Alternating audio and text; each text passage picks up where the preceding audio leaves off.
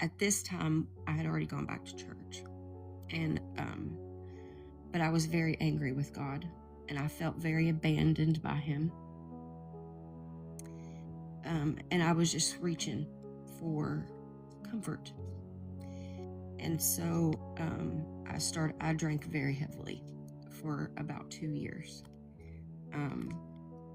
I would say borderline alcoholic drinking. I felt so empty, and hid it from a lot of people.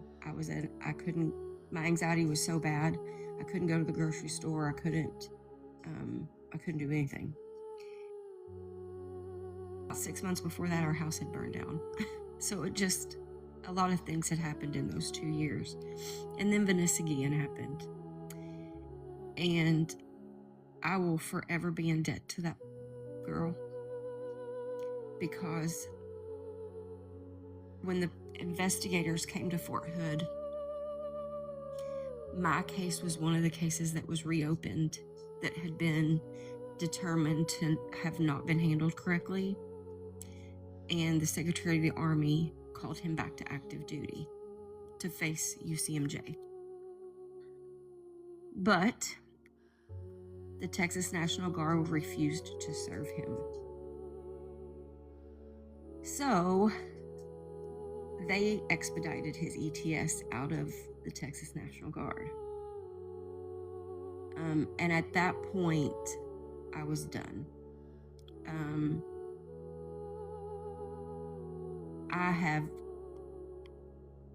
I pray for him now. It's taken a long time. But I was done. I needed to heal. I needed to move on. And during this time, I found Chapel Next because of a wonderful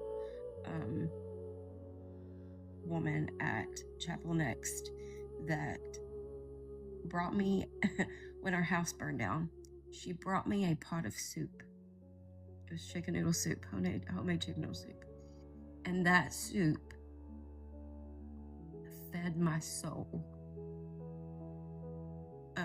That's when we moved on post, and John was in Korea, and I'm sitting in this house with literally nothing, that I'd gone to brush my teeth that morning and realized I didn't even have a toothbrush. And I just sat in the middle of that floor and apologized to God for walking like this, and just said, what else is going to happen? I cannot take anything else. And I think in that moment, I've had lots of times of brokenness in my life, but in that moment, I realized that in my absolute brokenness, like have nothing else, I can't even put one foot in front of the other anymore, that God met me there again. And I haven't left him since.